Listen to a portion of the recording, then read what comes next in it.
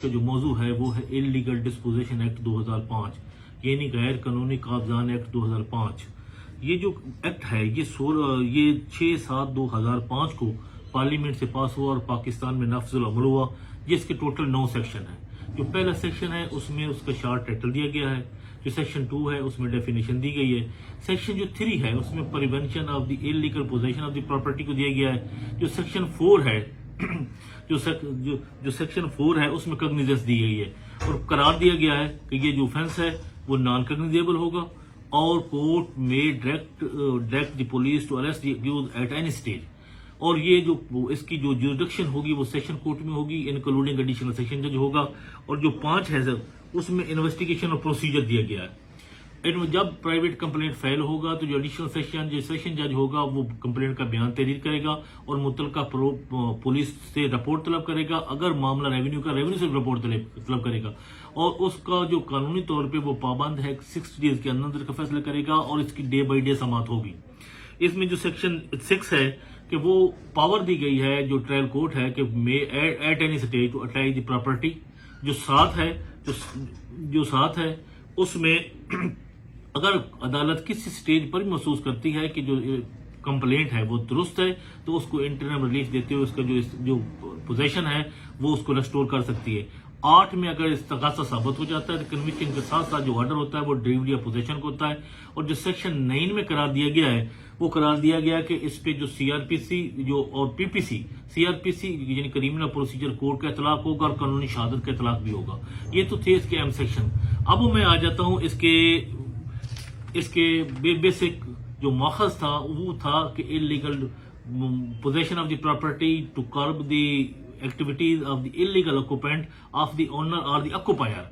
तो अब हुआ ये कि जब ये मामला आया कोर्ट्स में तो जो इसमें दो मामला बड़े सामने आए। एक ये था कि आया ये लैंड ग्रैबर के खिलाफ है, अगर सिविल लिटिगेशन होगी तो ये अप्लीकेबल होगा तो नहीं होगा। तो अब इसमें पहली जो जजमेंट आई वो आई 2007 NLR criminal cases Lahore 217 case में करा दिया गया कि ये जो आम इलीगल ऑक्यूपेंट है उनके खिलाफ लागू नहीं है बल्कि ये इलीगल जो ऑक्यूपेंट हैं जो लैंड ग्रैबर्स हैं उनके खिलाफ लागू है। तो इस तरह ये इसकी जो तमाम कार्रवाई थी रोक दी गई क्योंकि जरूरी था कि ये तमाम जो उसकी एफआईआर हो या कन्विक्शन हो तब लैंड ग्रैबर करा दिया गया। इसमें जो दूसरी जजमेंट खुद साहब की आई वो थी 2007 पीएलडी लाहौर 231।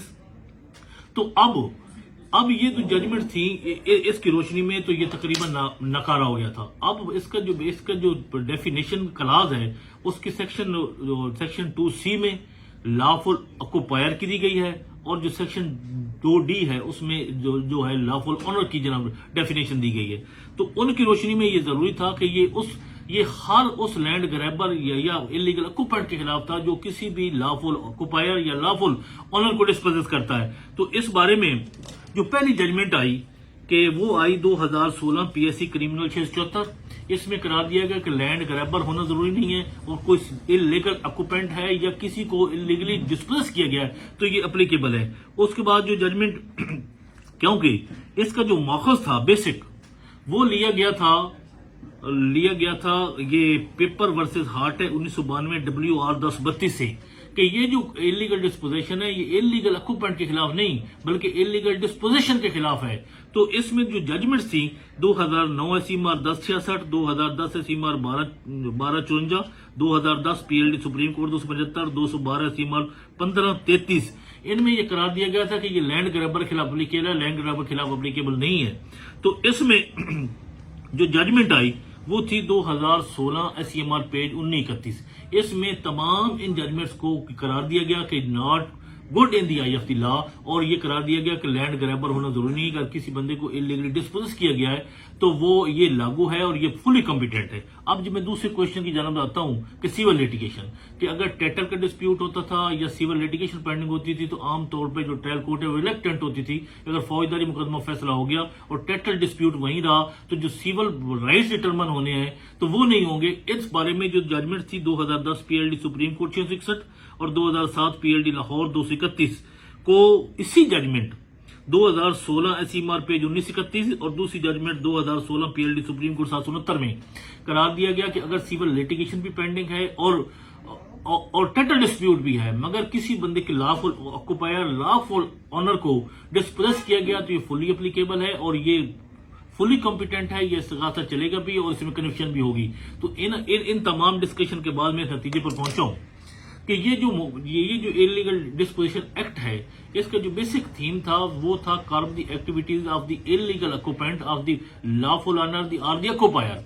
और ये जजमेंट 2016 सीमर पेज 1931 और 2016 पीएलडी सुप्रीम कोर्ट 771 की रोशनी में ये करार दिया जा चुका है कि इसका जो मकसद है वो इलीगल जो ऑक्युपेंट्स हैं उनको रोकना और इसका स्पीडी ट्रायल है। तो इन हालात में जनाब जो मैं इस नतीजे पर पहुंचता हूं कि ना तो इस पे कोई लैंड ग्रैबर वाली डेफिनेशन लागू है और ना ही इलीगल जो सिविल लिटिगेशन वाला लागू है। अगर कोई बंदा भी किसी भी लॉफुल ऑक्युपायर या लॉफुल ओनर को डिस्पोजेस करता है तो ये फुली एप्लीकेबल है। और इसमें जैसे ही कंप्लेंट जाता है, जो स्टेटमेंट लिखने के बाद पुलिस रिपोर्ट आती है वो बड़ी अहम होती है, जो रेवेन्यू रिपोर्ट आती है बड़ी अहम होती है। और इनकी रोशनी में ही ट्रायल कोर्ट आगे बढ़ती है कि अगर किसी को इलीगली डिस्पोजेस किया गया है तो ये जो इस्तिगासा है ये बेहतरीन रेमेडी है कि बजाय कि बंदा जो सीपीसी का सेक्शन 8 और 9 उसमें जाए, उससे ये एफिकेशियस रेमेडी है। और इसकी रोशनी में न सिर्फ जो कब्जा है सेक्शन 8 के तहत रिस्टोर होगा बल्कि कनेक्शन भी हो सकती है।